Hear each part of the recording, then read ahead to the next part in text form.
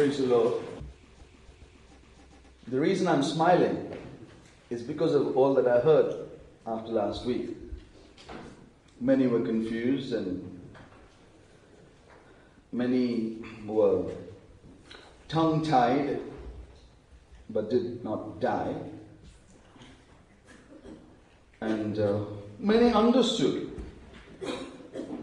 Some only, I think very few understood. It is the grace of God that will make us understand. Also, practical experience also will help us understand. In other words, the more self we have, the more we will understand. And so perhaps that's why we understood. Now, we are not going into the 12th stone. Instead, we will continue what we studied last week, for there is more we must study. And so may God really open our eyes, even tonight, as we were studying last week. Perhaps we can go quickly over what we studied last week. We studied last week about the stone, the 11th stone, the jacinth. We studied about the stone and we understood it meant the righteousness of God, or divine righteousness. And when we stand before God, the highest standard there of the saint would be where they have nothing of their own and everything that they have is from Christ. We have many things which are our own, many from the devil, and very little from Christ. But we must come to a place where nothing of the devil. Jesus had the testimony. He said, the prince of the world cometh, he hath nothing in me.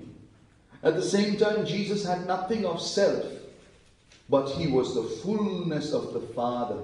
So he could say, he that had seen me, he is not seeing me, he is seeing the Father. He was so beautiful, perfect. Even so, when we stand before God, we will not have any righteousness of our own, but we will have jacinth righteousness, which is the righteousness of God, the goodness of God alone. We will have nothing to boast of. We will nothing to be proud of. We won't have attained anything by the working of the flesh or the self or the striving and self-effort. But we will have received everything by grace. And this is not a thing we can easily understand. You can't just understand it immediately. Some people say it was confusing, but let me tell you, it was very confusing for me.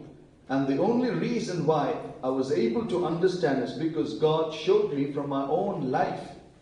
We understand only when we start studying who we are in the light of God's glory. We must study who we are in the light of God's glory, not anything else. Then, like Isaiah, we will be able to say, woe is me. Dear children of God, we studied last week about Saul and David, and of course, dear brother Lawrence and dear sister Laura, and we understood so much about trying to attain the goodness of God, gaining points and favor from God and the servants of God. And when we have attained something, maybe the servants of God are pleased with us and say, you're really changing. We do feel encouraged, and that is not wrong. But sometimes we go into and take the exit into man-pleasing. And thereafter we think, as long as people are happy, leaders are happy, servants of God are happy, parents are happy, as long as we can get a good name from people, I'm fine. But let us always remember, Isaac loved Esau.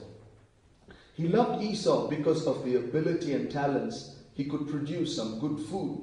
He could hunt well. He could do so many things. But God says, Esau have I hated. So it is possible for us to be loved and praised and honored by people. And we could be totally away from God. So dear children of God, we must therefore understand that there is something that we have not understood. And we must therefore seek to know more the truth about ourselves. Jacinth is all about God, but we will also understand about ourselves. So this evening, I want to speak more about this evil self, not Jacinth, not this beautiful stone, not what we should put on, but what hides behind it. We think we are Jacinth, we think we are putting on the stone, but there is something very, very evil behind the jacinth stone. Something very evil. The evil I, the self. This I is the origin of everything. We can see the origin right in the heart, in the center of Lucifer. Of course, in his name also, I is right there in the middle. I is right there in the middle of sin. The I is so strong, it does not allow us to progress in our spiritual life. It is very evil. Dear children of God, Lucifer promoted the I. The thought of I. The anointed cherub had this feeling, I. How this I began is called the mystery of iniquity. Very evil. Until then, the thought I never ever occurred in heaven. Millions perhaps of years had passed, and the thought was never I. There was no I at all in heaven. The thought was always God, you. I never was there. But when all of a sudden a speck of dust decided to step aside and reflect on oneself and wish it could be like God, I want to be as God. I want to be as the Most High. I want to be like God. Now remember, that's not the I want to be like Jesus desire we have. That is not I want the character of God, but I want the power of God. I want the position of God. I want the praise that God gets. And I want to have people submitting to me. I enjoy that. I enjoy having people under me. I enjoy telling people, now you obey me. I got power. That I began in heaven. That I began as a mystery. And that I instantly was cast into hell. That's why this I is very, very evil. Dear children of God, this I is elusive. You can't find it. You can't see it like the Loch Ness monster. It hides. It hides and will not be seen. Search for it and you will not find it. Search for it and you will declare in the end that it is not there. There is no I. In fact, if you listen carefully or see properly, I is telling you, I am not there. It is evil. It is dangerous. This I is the evil destroyer. This I is your guide to hell. And if you do not deal with this I, by letting God deal with that I, then I will go to hell. Dear children of God, Satan, he controls this I. He is full of I. As John Milton in Paradise Lost, he says, Satan was cast down and he will have no repentance, because even in hell, he says, it's better to rule in hell than to serve in heaven. So full of I, so full of himself wanting to rule. Therefore let me warn all those who have this desire to rule, that desire is not from God. Wherever Jesus is, you see the picture of a servant, never a king. When they tried to make him king, he ran away. The desire to rule, even to have one person under you, that is I. Now, this evil enemy, he made the mistake where he wanted to be as God. And then, when he fell, he knew now he fell. Next, he wants man to fall. In the Garden of Eden, in the period of innocence, there was no I. But what happened? What was the first thing that the serpent told Adam and Eve? You shall be as God. The whole story is, now look here, I wanted to be like him, and I have fallen.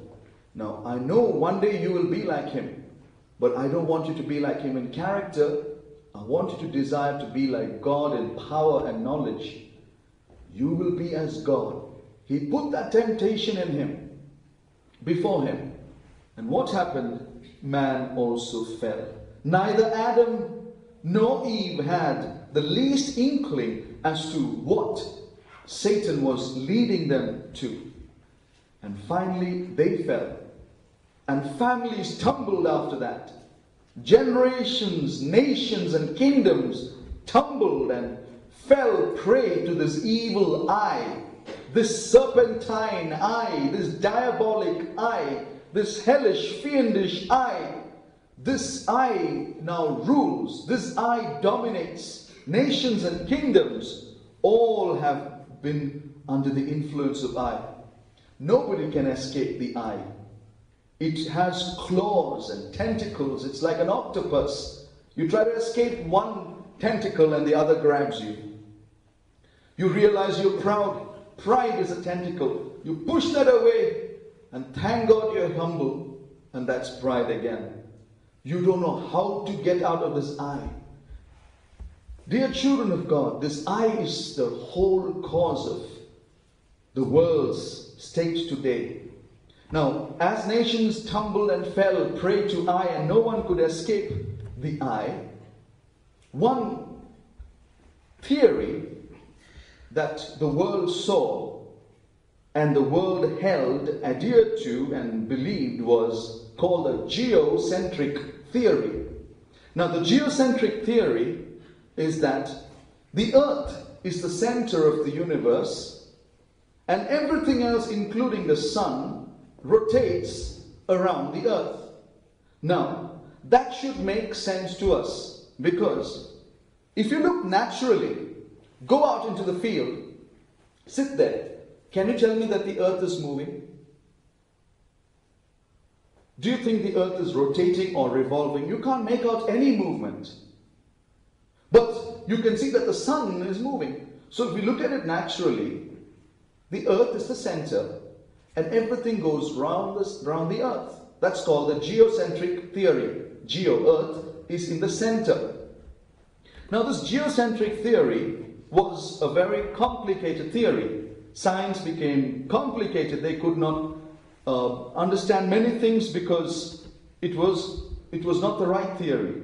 Until the 16th century, when Nicholas Copernicus, he brought out another theory. The Polish astronomer, he brought out the theory that the earth is not the center, but the sun is the center, the heliocentric theory. He said, why are we thinking that the earth is static? The earth does not move. The earth is the center. Instead, just imagine the sun is the center. And all the planets and stars, everything, not the stars, all the planets are revolving around the sun. The sun is the center, which means, let us humble ourselves. Even our earth also is going around the sun. Now, this was his theory. And if that were true, much of the complicated things would become simple. In the 17th century, Galileo, an Italian astronomer and physicist, he accepted the Copernican system. He accepted this, but when he did that, the Catholic Church, which supported the geocentric theory, rejected him and threatened him by the Inquisition to torture him to death. So he had to recant and he had to put aside all his theories. And thereby, everybody still thought the geocentric theory is the real truth. Now, can you see the evil eye in that? I, the earth, the planet where we live. Or let's just bring it down to our life. I am the center. and everything revolves around me. And somebody comes and says, why do you be the center? Why not the Son? Why not the Son of God? Why not Jesus? And why can't we humble ourselves and just become one amongst the others? Become a nobody. Become just one in the crowd and be just one of the many people spinning around Jesus. Let Him be the center. You can see that triggered up so much enmity. Dear children of God, this doctrine of I, this evil I, is all pervasive.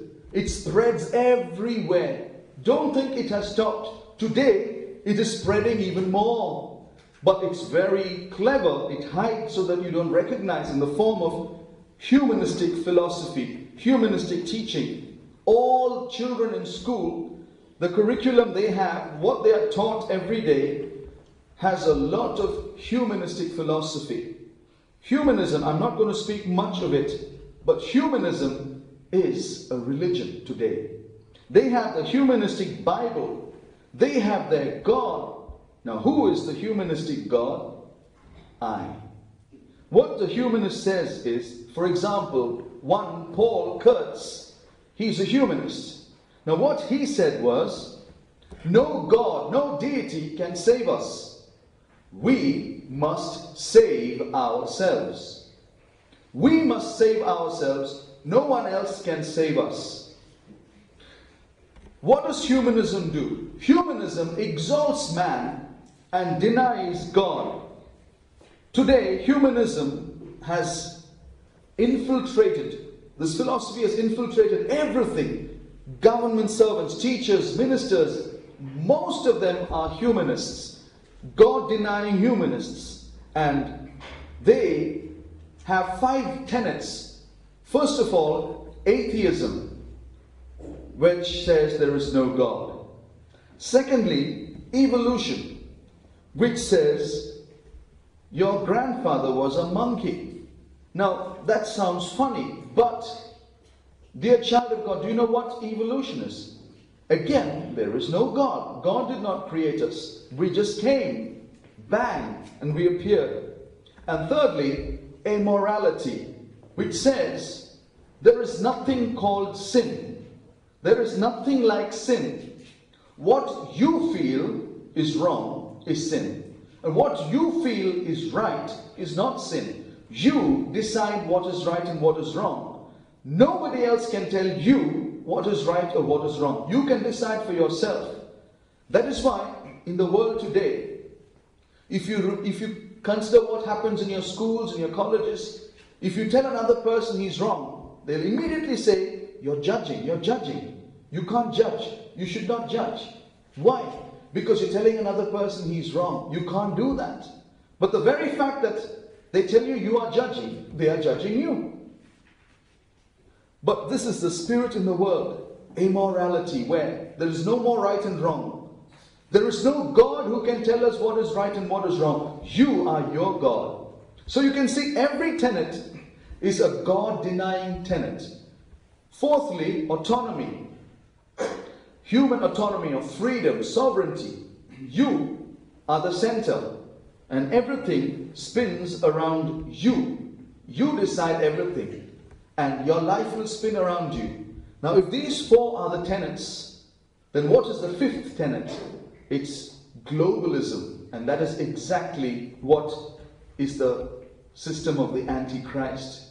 We are very, very near the coming of the Antichrist. All these things are found in the world today. That evil eye that began in the mystery of the former eternity, that evil eye today is spreading. It's spreading. Today humanists, they hate the Bible. They hate Jesus. It is humanism that wants to remove Bibles from hospitals and remove the name Jesus.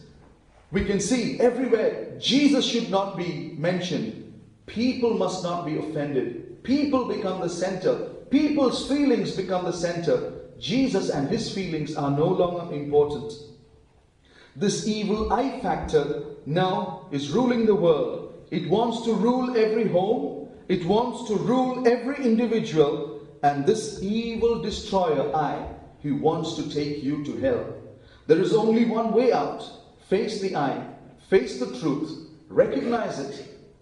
But the moment you recognize the I gets discouraged. See, the I somehow wants to escape punishment. But we have to be hard on the I. And let's therefore study this I a little more. One of the first signs of the coming of the Lord is I. In fact, it's so evil that it is called perilous in the Bible. St. Paul says, perilous times are going to come in the last days. The first sign is I. Turn to 2 Timothy chapter 3.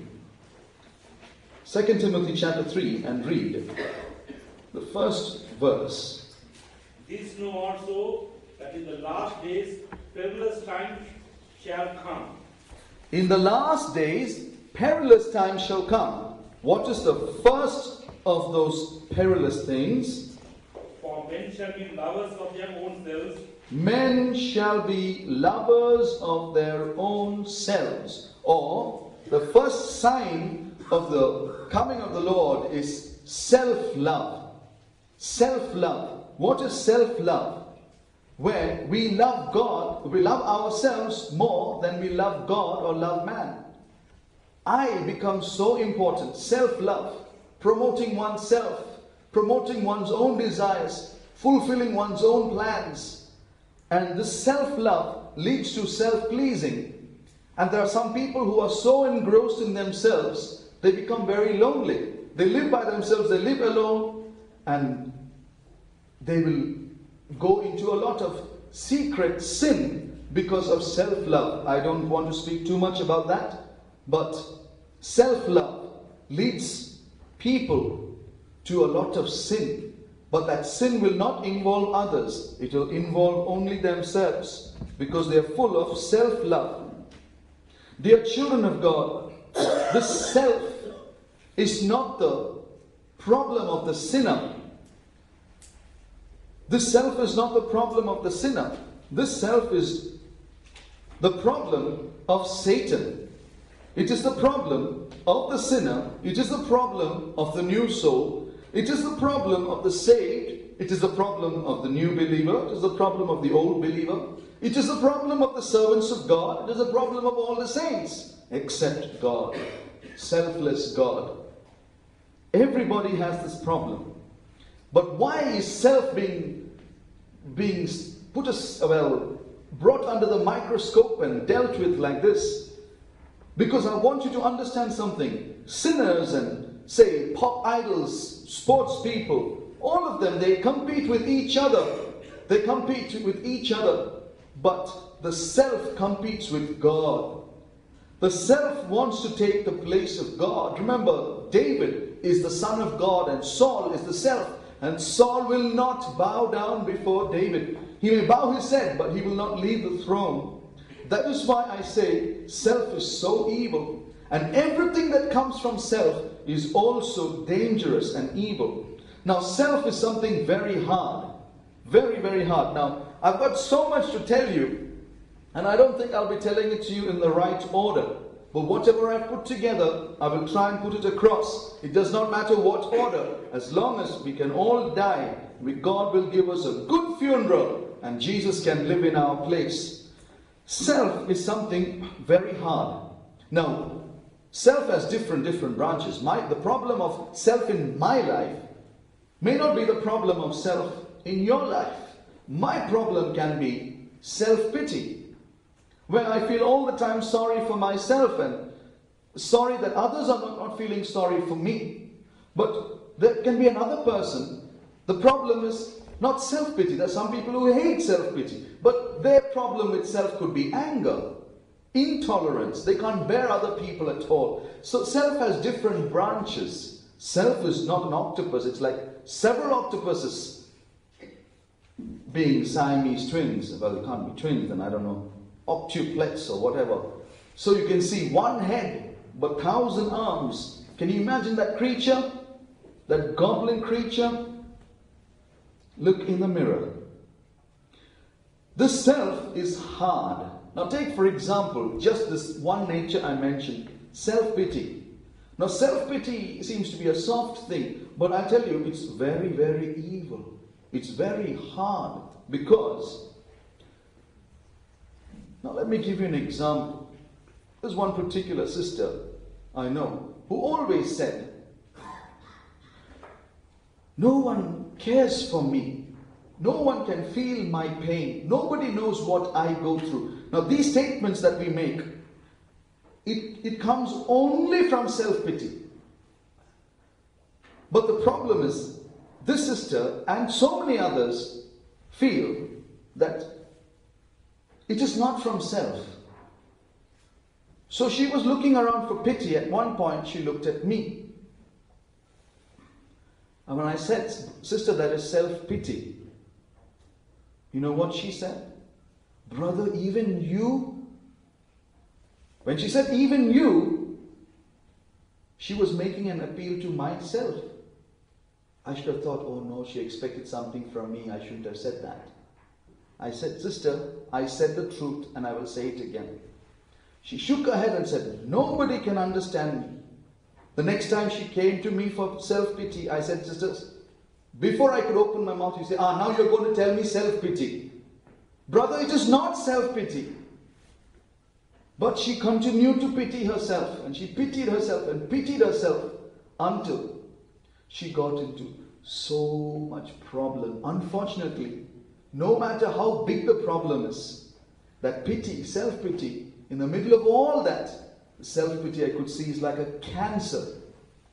Self-pity has no cure. That cancer has to die. That self has to die. And only there that cancer can be cured. Someone said, I've got a splitting headache. Is there an instant cure? Another person said, yeah, go and lie down on the railway track. That's the cure for self. The only cure for self is death.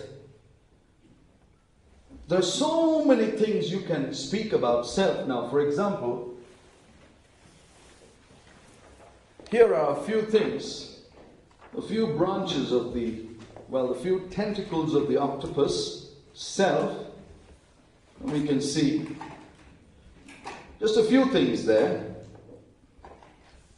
And I may be overlapping here and there, doesn't matter. We see different things. You choose yours. What's your problem? There are certain things that are not seen there.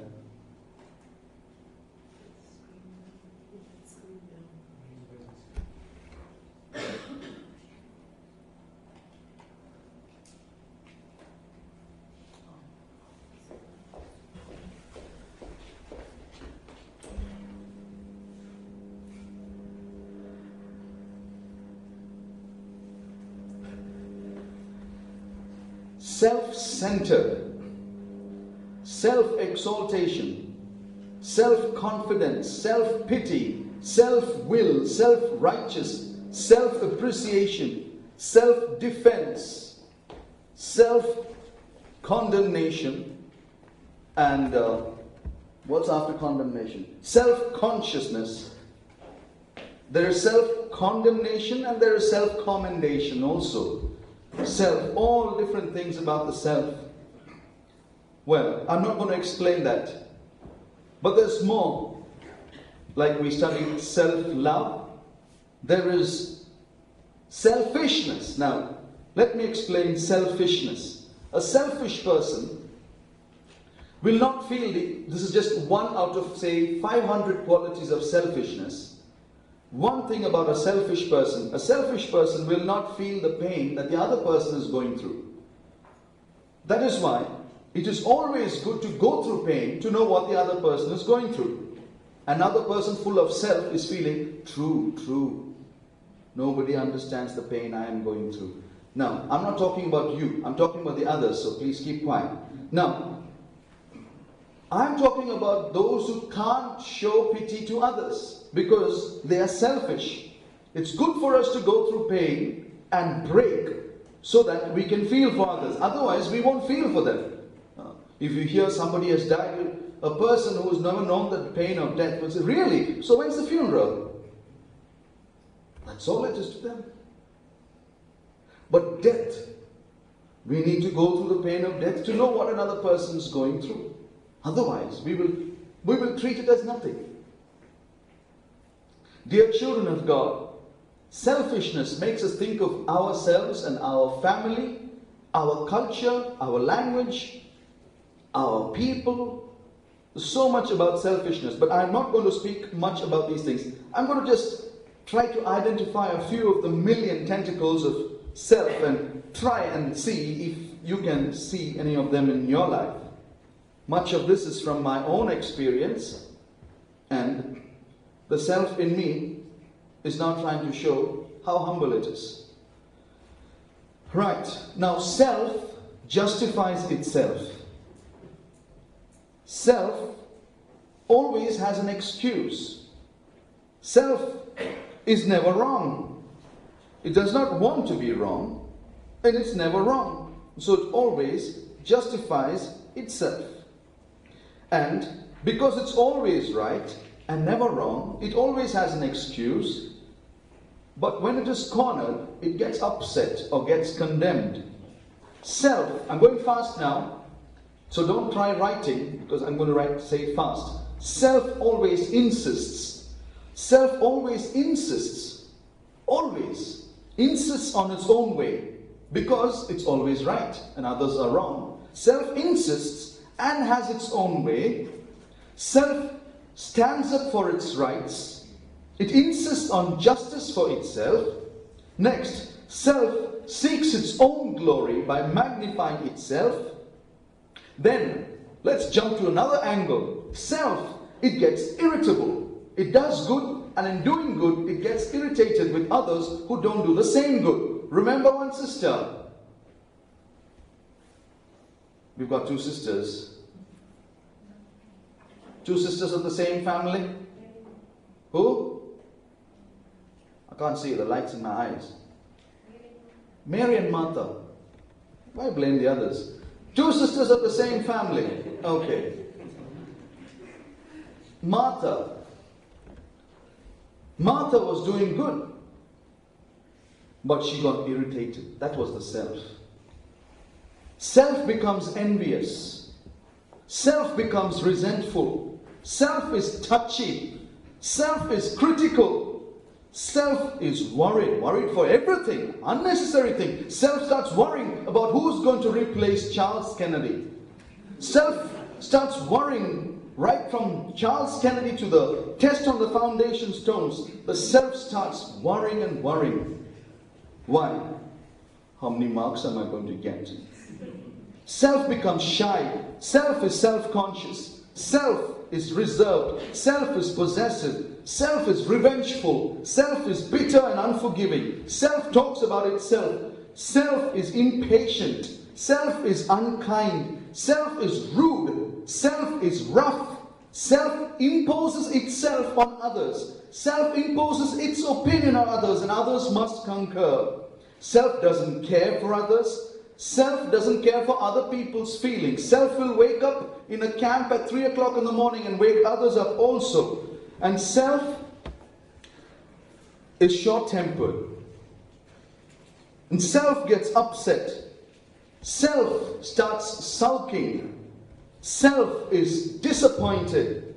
Self is fearful. Self does not want to be embarrassed in the strong sense of it. The worst part is, we exhibit all these natures, and yet we insist it's not from the self.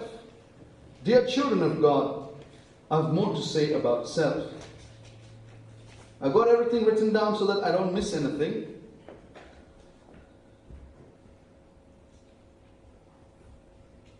Symptoms. The self is a disease.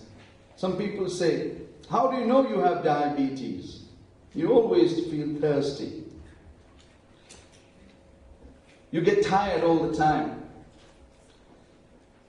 I'll tell you, dear children of God, the sickness of the soul is something more to be thinking about than the sickness of the body, because the body will die anyway, but the soul will live forever, and where it lives, it's important. So we must know the symptoms of self. For example, I'm going to overlap and touch upon certain things, but I'm just saying it.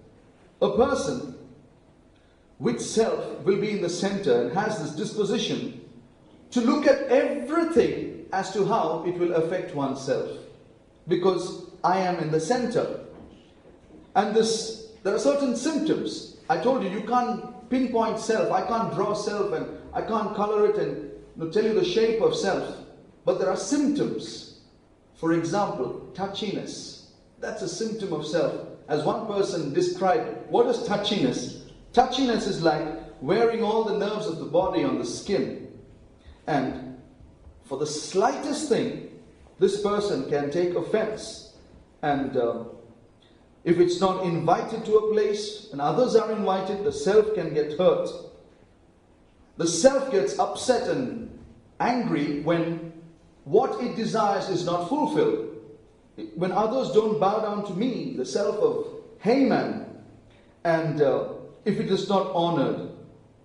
And as some saints have, from their own experience, they have said, it is amazing how there are many who profess, who say they are dead to self, and yet they have a terrific sensitiveness at being corrected or slighted. For example, if their talents are not recognized, immediately we feel it. We feel it so much within us. And we will not manifest it, but we see it in the form of thoughts and feelings within us. Now, that is all the self. And yet, these people will insist it is all part of holiness. It's because I'm holy, I'm reacting like that. And another terrible feature of this touchiness is that touchy people can never bear to be rebuked or corrected. A real strong mark of genuine humility is that we can be reproved and corrected, even severely, and we take it with a patient and thankful spirit. I remember once, one brother, he had preached something which was not right, perhaps a bit spurious, and when he preached, the pastors, when they heard of that, they said, we need to correct him. So they called him. And they took him into the room. The pastor said, they started questioning him. We heard that you preached something like this. He said, yes, because I thought it was right. And he was quite strong in his opinion. And that doctrine that he was preaching would bring the whole church to destruction in the end. Now that was wrong what he was doing. So the pastors in great love decided they needed to correct him. And so they started correcting him. And there were people within earshot. They were listening. When they heard the correction, they said, this brother is going to leave the ministry. He cannot bear this. It's too much. They really are scolding him for hours, correction upon correction, scolding, merciless correction. After that, the door opened and he came out. And people were watching to see what he would say. He smiled. And he said, I really thank God for mothers who care for me. I thank God for these lovely mothers God has given me to correct me and show me my wrong. The people were so surprised. I tell you, all of heaven would have rejoiced. We may think, what a terrible worker, how he preached something wrong and all that. But the way he took that correction, that was the mark of genuine humility. Truly, he went on to be a great man of God. And recently he went to be with the Lord. We're hearing much about him. His name is Don Stiles. How God was glorified through his life, we are reading in different magazines, and God willing we shall get a book. Self cannot be corrected. When self is alive, there is always self-defense. There's always self-protectiveness because it does not want to die. And as I told you earlier, self, if we have self, we find that we become heavy people in the sense of opinions. We find that in the society where we are, everybody has to adjust to us. Everybody has to bow to us. Everybody has to adjust. And if they don't, there'll be a problem. Because we impose our opinions and feelings on others. Self will push its claims. Self will take 1 hour to say what it could say in one sentence. Self does not think of sick people or how the people are tired. Self scolds other people for its own mistakes. We can see all these are just symptoms of that self-life. And if you're feeling a bit bad and uncomfortable at what I'm saying, I'm not even one bit sorry. For that's the purpose. And I want you to feel more uncomfortable. So let me carry on. Self, I told you, is the problem of spiritual people. Now, all those who consider themselves to be spiritual, now, it's your turn now. Often, we who are spiritual, we recognize self in others. One thing, those who are perhaps having problems with other things which they have not overcome, sin, they are still struggling with sin. But those who have overcome many things of the world, they don't have problem with smoking and drinking and films and worldly life. The problem with self will always be raging. And very often, because of self, we recognize self in others.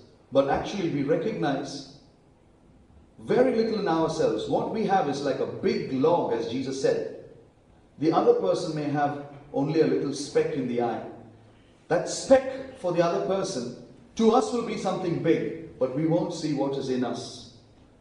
Very often, we recognize self in others. I'm making that statement for the 4th time, because I'm trying to make you understand something. Very often, we recognize self in others. For example, during meetings, especially prayer meetings, people can be very selfish, especially during the singing time. I've noticed how people during the singing time are very selfish. Now, for example, when I'm playing the guitar and I'm singing, now there's a hymn book in front of me and I'm singing. When we have to turn the page, everybody turns his page. Everybody is occupied with his book. They're occupied with their singing. They're just thinking of themselves. They're full of themselves. No one thinks of me.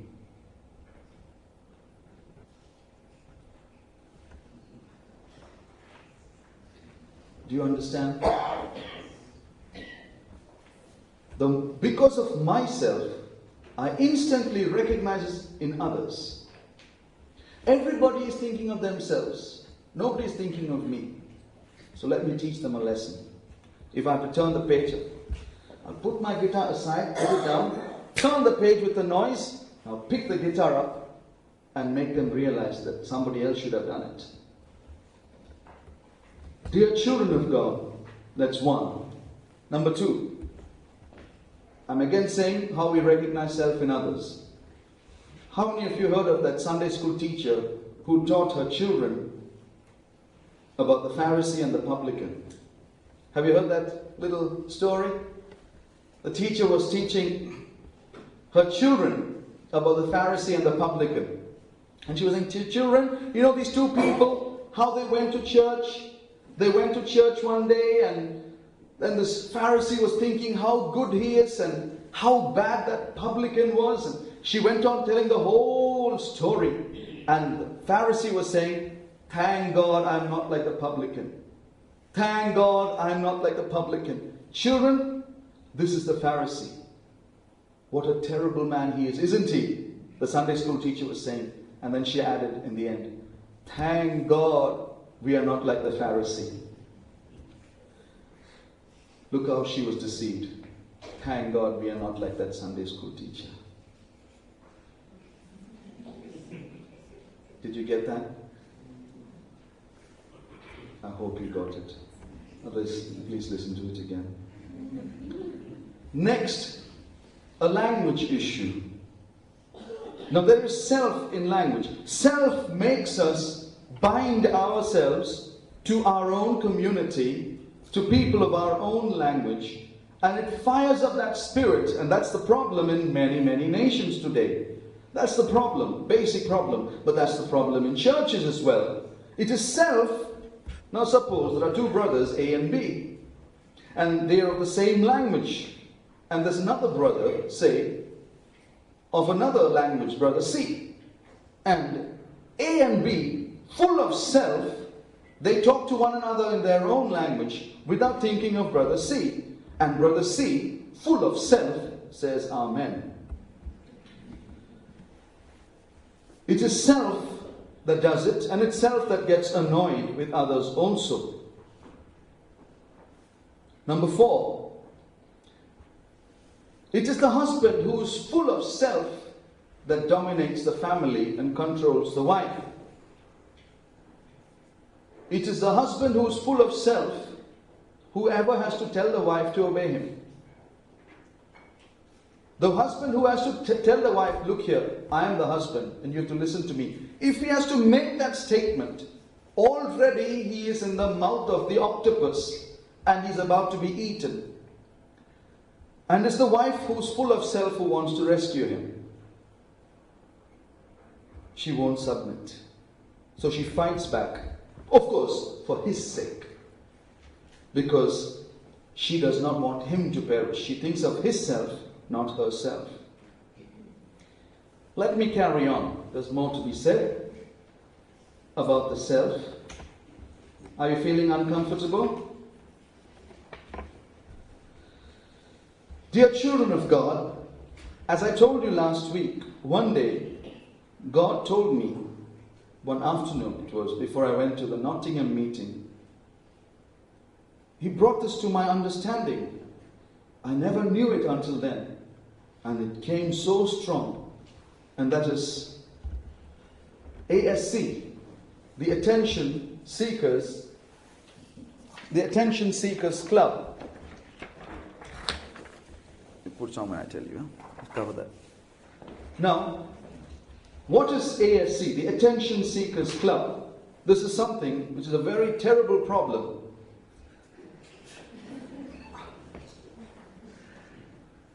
There's an invitation for us all. Come join the Attention Seekers Club. This is forming an association with your own community. Which community? The attention-seeking community. The reason you need to form an association is because you won't get attention anywhere else. So you see 4 people there. Now, I didn't think of anybody in particular, but that's actually spiritual. The first person, God made me tall. I think you need to switch off this light. See, he didn't think of you all, did he? No, we don't know which is self. Don't think too much. Now, God made me tall. Now, he's so, he's showing himself. And he's hoping everybody can see how tall he is. I'm talking spiritually. That tall could be his talent or his spiritual life, or he expects wherever he goes that people will notice how good he is and how spiritual he is, and he knows that he's going to get a good name. God made me tall. And go to that little fellow there. His knees are buckling and he's crying. I'm nobody. Look at that person, he's somebody. Look at her, she's a big person. I am nobody. The other person says, I am somebody. But here, I am nobody. Directly the opposite. ASC. You are also seeking attention. You're in the Attention Seekers Club. Go to the last person. He's not anorexic, but I'm saying this is something spiritual. He is one who always hides himself. Now that sounds almost spiritual. But he hides himself, yet he holds a little placard saying, I'm not here. Stick it there and say, gold is not buried in this place, and makes you look for gold there. I am not here.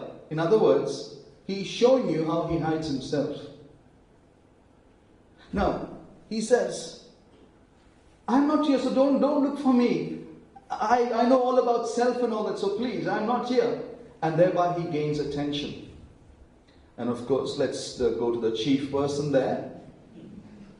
And I hate attention. And thereby also joining the club. Now, this, I call it AFC. In the world they have all kinds of names, but I came across one particular name which is ADHD. I don't know if you've heard of that. I read it in the newspaper yesterday. And it's Attention Deficit Hyperactivity Disorder. And this is actually a problem. It's a real problem people are having. Attention deficit. I'm not getting enough attention. Now all these people here, they are attention seekers. To get attention, they will even hate attention. In fact, we may not even know.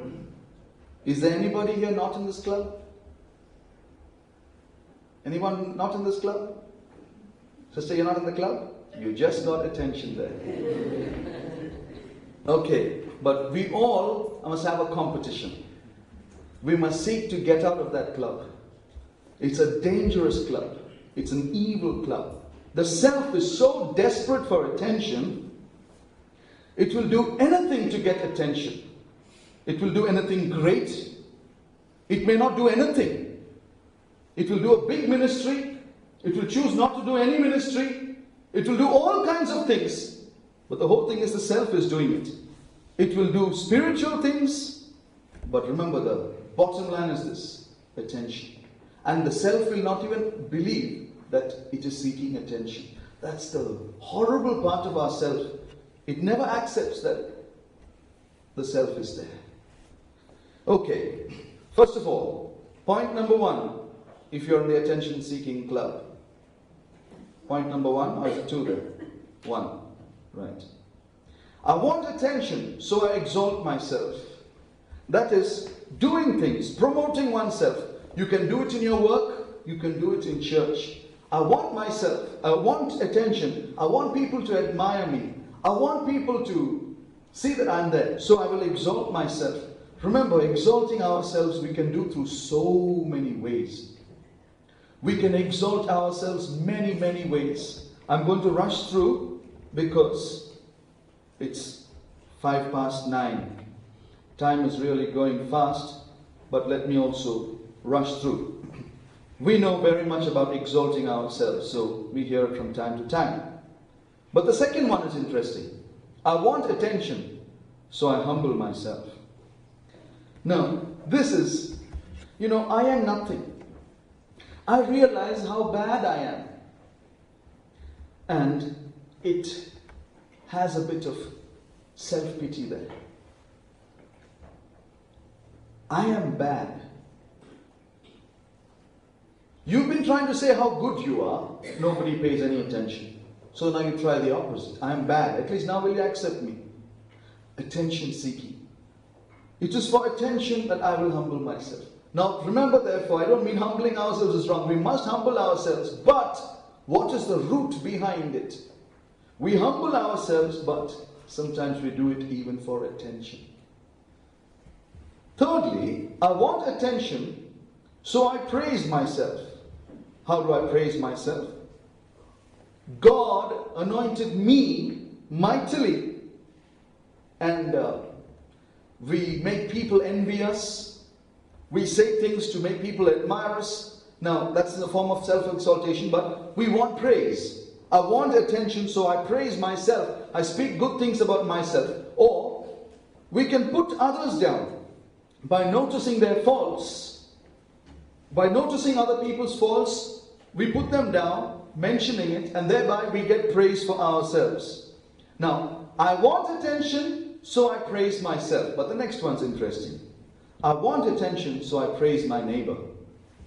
Now, we can praise our neighbor, especially among spiritual people.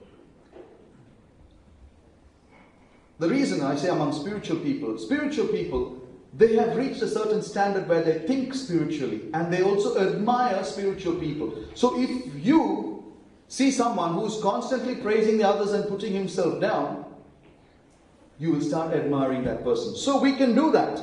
I can praise my neighbor and put myself down simply because I want you to admire me. The subtle self is there in that also. Point number 5. I want attention, so I look for love. Now, this attention seekers, they are looking for love. They're looking for somebody to love them. And they're looking for special care. Not from everyone, but from someone. Someone should care for me. Someone in the whole crowd.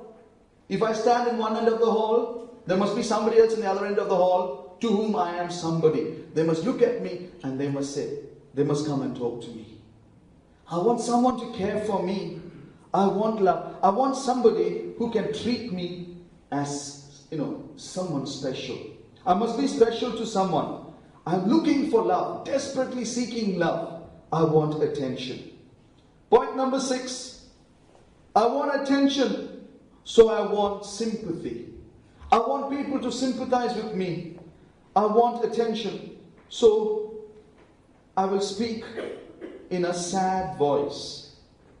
Speak in a sad voice so that you get some attention. I got into trouble one day. I did very badly in I think it was GCSE. I think I got very poor marks, a low second class, something like 54% or something. And when I came home, my mother asked me, how much did you get? I said, about 54. Anyway, I didn't think you would get any more than that the way you were studying. I said, Mom, forget it. What's the big deal? 54, that's it, fine, over. She knew I didn't care about it. I went for Sunday school that Sunday. And all were discussing, and I was a teenager, you know how teenagers can be. And there was this girl in my class.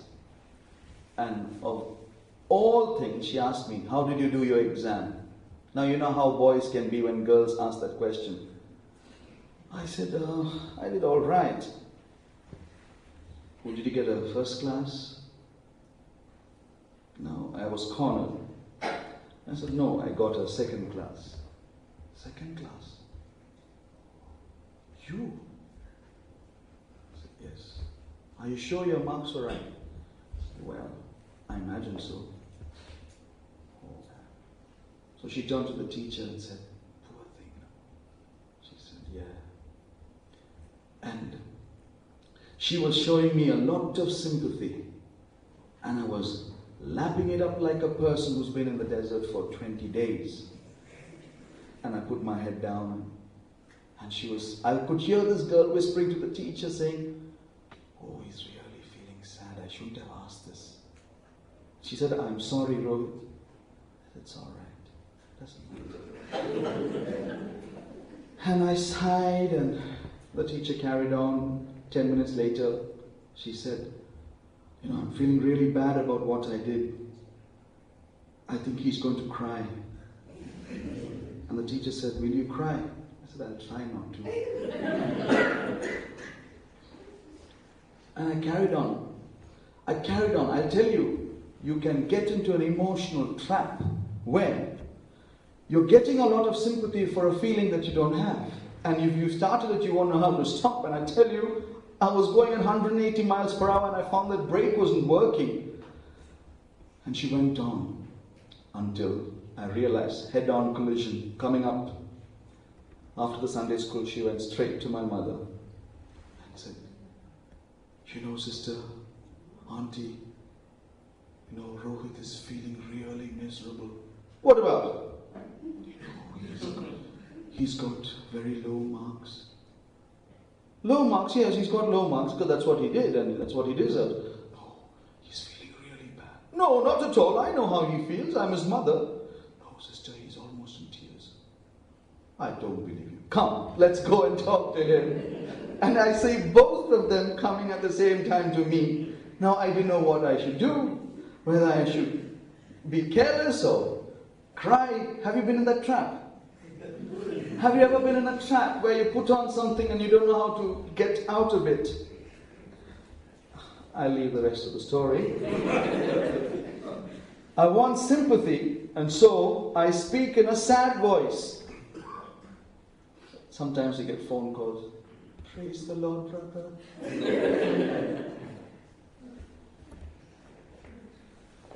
Some people say, you don't appreciate me now, but you will do after I die. Sympathy. I want attention. Point number 7. I want attention. So, I want to be famous. Becoming very spiritual, fasting, praying. I want to be famous. Point number 8. I want attention, so I want to be admired. That is, we add frills. We add frills, extras to our voice, to our looks. We're not ourselves. I'll tell you who you really are. When you wake up in the morning and look into the mirror, that's who you are. But what you appear to be others, you're somebody else. You know, I want to be admired. Point number 9, I'll pay attention to certain things. I want attention, so I want to be coaxed. I want people to fuss around me. Come on. Come. Come quickly, come. You want that fussing. You know, sometimes people love that, people to fuss over them. Especially, I know that's an Eastern thing.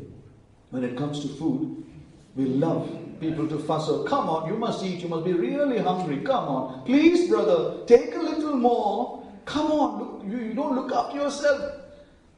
When I went to Brixton and I came in 98 from India, Sister Pauline was there. She asked me, brother, would you like to have a drink? I said, no, Sister Pauline. She said, are you sure? I said, yes. Anything cold, drink? I said, no, I'm sure. All right. Sister Ruth? Yes. Can you bring a drink for Brother Rohit? I said, Sister Pauline, I said, no. No, I know you're from India.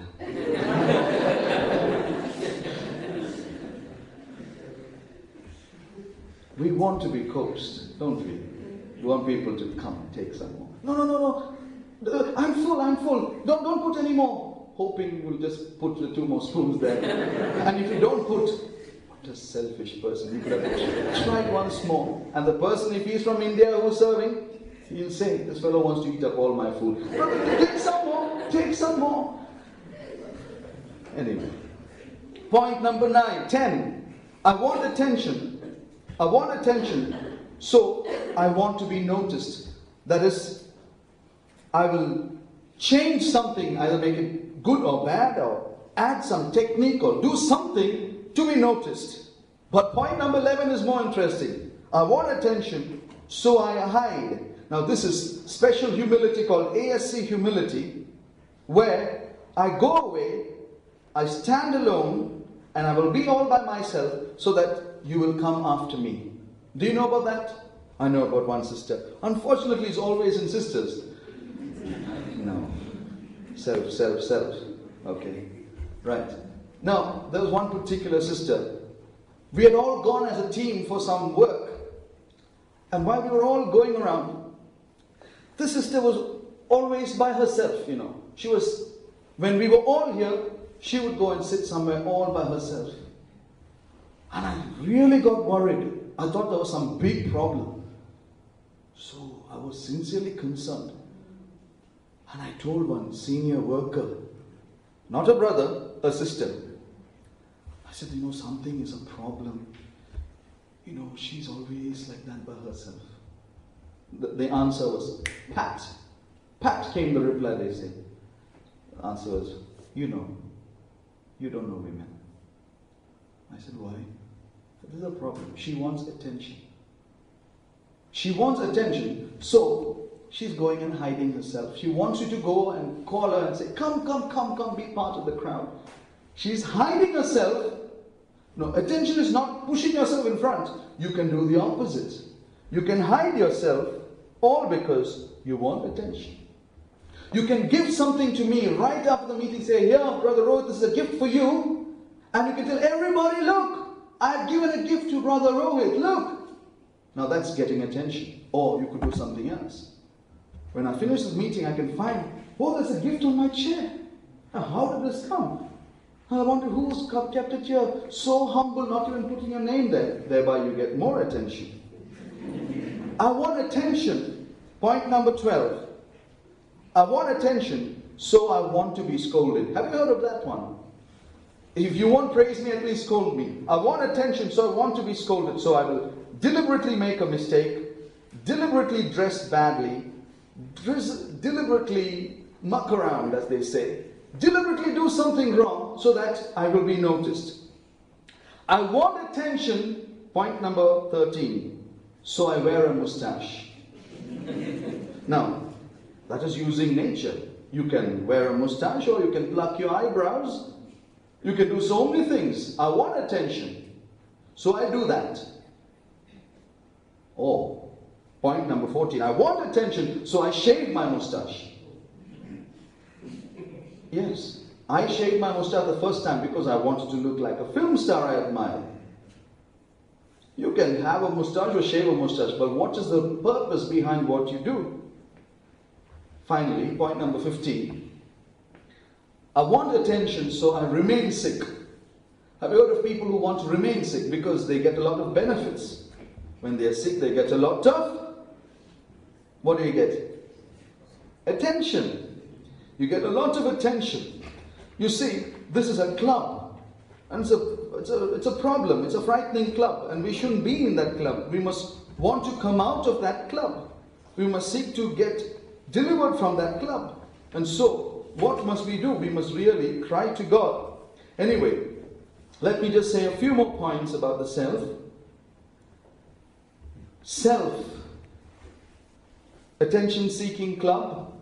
Of course, your permit is yourself. The self in you, the self in me, the self, the soul, it will permit the believer to do anything. It will permit the believer to sacrifice anything, to suffer anything. It will permit us to go anywhere, become anybody, take any liberty, bear the cross to any degree, do anything, as long as it can rule, as long as its will is done. Dear children of God, we know the solution to all this problem of the self. There's only one end. Don't pray, Lord, remove myself. He can't answer that prayer. We have to die to self. But the problem is, dying to self today sounds a very poetic expression. It's almost very romantic, very heroic, very supernatural, saint-like.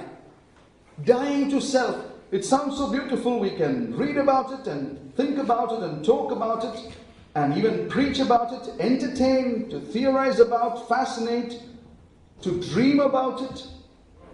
But it is very hard to do. Very hard to do. But it must be done. For there is no other way but dying to self. We must die to our good deeds and to our bad deeds. We must die to success and to failure. We must die to superiority and inferiority, both are self. We must die to leading and we must die to following. We must die to exaltation and we must die to humiliation. We must die to our life work, to our friends, to our foes, to every manifestation of self and to self itself. Dear children of God, Jesus said, unless we die, we will never bring forth fruit. Jesus said, if you don't deny yourself, that is denying or crush the voice of yourself, you will always find yourself crying out inside you. Crying, help me, please, I'm suffering. But Jesus said, deny him his rights. Deny him, silence that voice. Then take up your cross, which means let yourself die, suffer, go through suffering. And then finally, follow me. That is, don't give any room for the self to have his way. Do only God's will. Dear children of God, self is the danger of your life. And Jesus said, if I be lifted up, in our case, the eye is always being lifted up. But in the case of Jesus, he was speaking about the cross. And if we also can suffer and die with Jesus on the cross, in Galatians 2:20 we read, it is no longer I. Brother Paul, did you think there were no Bible verses today? I hope you didn't. You know, that's point number 16. Jesus said, if I be lifted up, I will draw all men unto me. And in Galatians 2:20, he said, it is no longer I. I always understand it as a glove and the hand inside the glove. If there is a glove and my hand goes into that glove. Anybody has a glove here? Give me your glove.